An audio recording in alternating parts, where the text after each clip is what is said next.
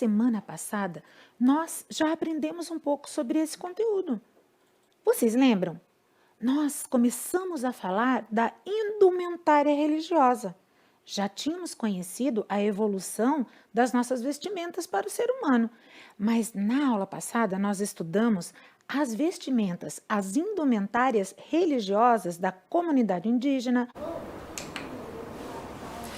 E no judaísmo?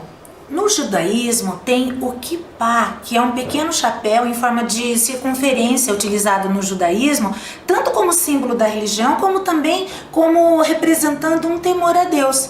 Ele é usado em ocasiões especiais de devoção e por alguns é usado no cotidiano, mas a maior parte deles é usado numa celebração ou numa cerimônia especial. A palavra kippá significa arco e ele serve como uma lembrança constante da presença de Deus, que, como um arco, protege e guia. O kippá, ele também significa que acima da pessoa existe Deus. E Deus está acima de todos, observando a todo momento. Assim significa também humildade, a pessoa saber que está abaixo dele e precisando da sua proteção. Apenas os homens podem usar o kippá. Tem o talit, ou talis, como eles falam, que é um acessório judaico em forma de chale feito de seda, lã ou linho com franjas em suas extremidades. E ele é usado como uma cobertura nas preces judaicas, principalmente numa oração muito especial que é feita de manhã.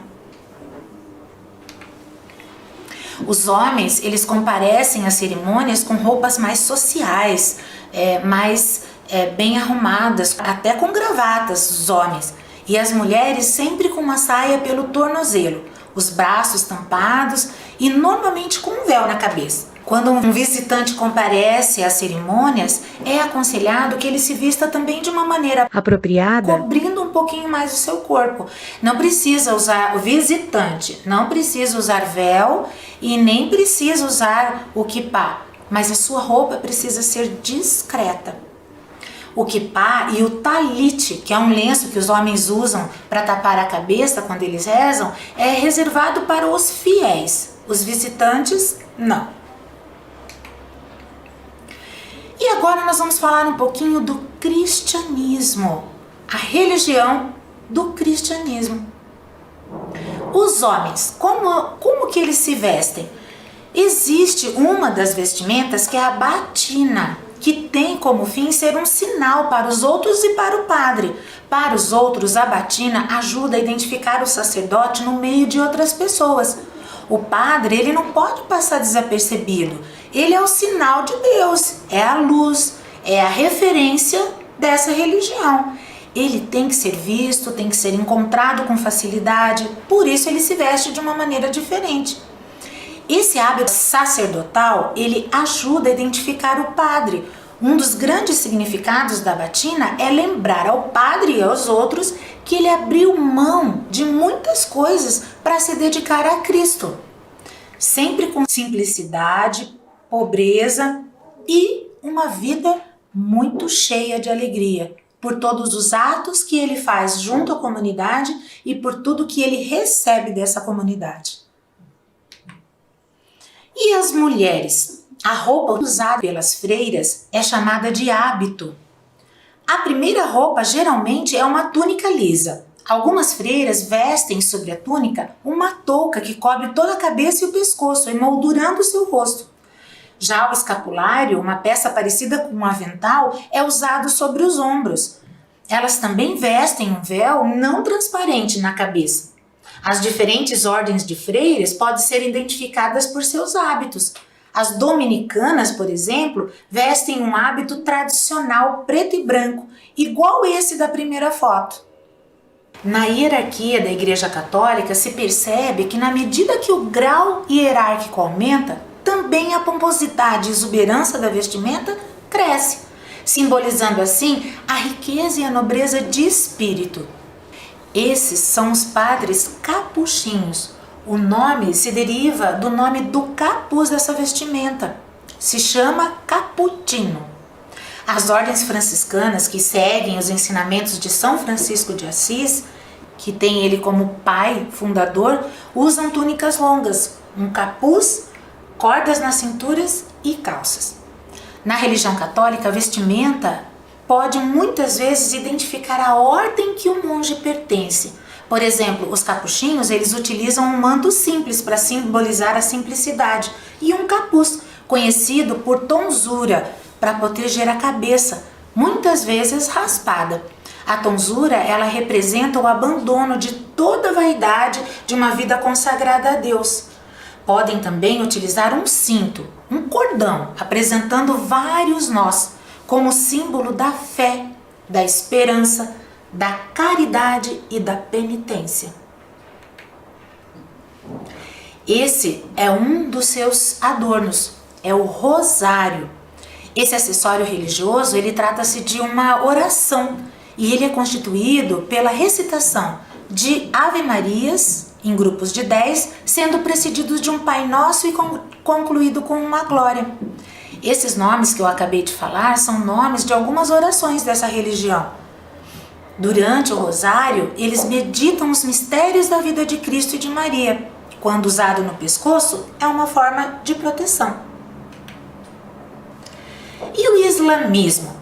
A roupa masculina tradicional se chama kandura, uma veste longa e branca com um lenço na cabeça chamado gutra. Ele é amarrado com uma corda preta, chamada agal. Por baixo, os homens costumam usar uma espécie de pano enrolado na cintura, para evitar transparências. E nem todas as mesquitas podem ser visitadas, vocês sabiam? Mas aquelas que recebem turistas têm algumas regras também. É obrigatório o uso do lenço para as mulheres e todos, mulheres e homens, precisam estar descalços. São ainda proibidas as roupas como saias curtas ou calções muito curtos. Não pode deixar tanto assim o corpo à mostra. Existe também um turbante, que ele é usado na cabeça e é utilizado em muitas religiões, incluindo o islamismo. Ele é feito com um pedaço longo e fino de tecido. Geralmente é de seda, sintético ou de algodão, que é enrolado em torno da cabeça várias vezes até que ela seja completamente tomada. Já para o costume religioso muçulmano, a presença do véu para as mulheres é muito importante. Deve cobrir todo o corpo da mulher, com exceção do rosto, mãos e eventualmente também os pés. Esse comportamento significa que elas estão de acordo com o que diz o Alcorão, aquele livro sagrado dessa religião. Demonstra assim uma submissão ao Alá, que é a divindade dessa religião. Eu coloquei essa tela aqui para vocês para mostrar um pouquinho quais são os véus utilizados pelas mulheres islâmicas, que podem significar um certo distanciamento do mundo exterior, uma modéstia e uma virtude também, segundo as crenças dessa religião. Veja lá na tela. O primeiro deles é o hijab, que significa iludir o olhar, esconde o cabelo, as orelhas e o pescoço, deixa aparente apenas o contorno do rosto. O uso generalizado no mundo muçulmano. O segundo é o chador. É uma vestimenta tradicional das mulheres do Irã, principalmente as praticantes. Grande tecido semiaberto colocado sobre a cabeça, esconde todo o corpo, exceto o rosto e as mãos. O terceiro é o niqab. É um véu integral, esconde todo o corpo, deixando uma abertura para os olhos. Seu uso se estendeu por influência do islamismo, principalmente na área urbana. E a burca, que é uma vestimenta tradicional dos tribos pashtuns do Afeganistão. Cobre toda a cabeça e o corpo. Uma rede esconde os olhos. Os talibãs impuseram o uso obrigatório dessa vestimenta. E a religião cristã evangélica? As igrejas evangélicas, em geral, elas seguem um próprio padrão e costume de vestimentas para a celebração religiosa, tanto para os homens quanto para as mulheres. Enquanto os homens usam ternos, calça social e camisa, as mulheres variam entre saias compridas e vestidos. Os fiéis dessa religião não se preocupam somente com a sua aparência diante da igreja. Não, eles também se preocupam pela sua aparência em outros lugares de uso social. Já ouvimos isso em outra religião. Então, na religião cristã evangélica também. Afinal de contas, eles acreditam que a forma de se vestir afeta as pessoas que os veem. Olhem lá os homens. Bom, as roupas, elas são modestas, que atendem às doutrinas das religiões evangélicas. A maioria dos homens usam a gravata para complementar esse traje tão social, mas em geral não é obrigatória. Somente na ceia, casamento, batizado. O uso do terno, ele precisa nesses momentos serem acompanhados de gravata. É indispensável. E as mulheres? As mulheres, elas procuram usar roupas com decote fechado e saias vestidos mais longos do que a média das mulheres usam. Algumas igrejas evangélicas cristãs substituíram o uso do véu para as mulheres, como símbolo de respeito a Deus, pelos cabelos compridos. Por isso que nós relacionamos cabelos compridos com essa religião. Essa última imagem que eu trouxe para vocês, eu gostaria que vocês prestassem muito atenção. Ali estão representadas várias pessoas de religiões diferentes. Nós aprendemos nas nossas aulas de indumentárias religiosas que cada religião possui suas crenças e seu modo sagrado de se vestir. E também nos lembrou que as suas diferenças precisam ser respeitadas. Cada um tem um valor, principalmente para os fiéis de cada uma dessas religiões. A intolerância religiosa, ou seja, você não aceitar a religião do outro, traz atitudes ofensivas às crenças e políticas religiosas. Mas o Brasil, o nosso país, ele é laico. Sabe o que isso significa?